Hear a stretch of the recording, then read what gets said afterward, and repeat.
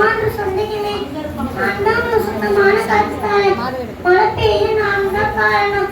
பறவை விலங்கு உங்களுக்கு நான் தான் வீணாகவே இருக்கேன்.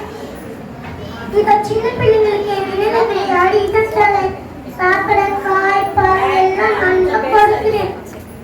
என் மரத்தக்கணிகள் வீடு கட்டுறதுக்கு கலவை கண்ணி எல்லாம் செய்யறதுக்கு பயன்படுது. விதைகள்லாம் கீழே போட்டு அது மக்கிய உரமா பயன்படுது. எல்லாமே ஏதோ ஒரு பசுமை குளிச்சு தேடி சுற்றுலா போறீங்களா? நீ வெட்டிட்டு ஊர் விட்டு ஊருக்கு போய் காசு கொடுத்து குளிச்சு வாங்கணுமா? நான் பார்த்தா பாவமா இல்லையா?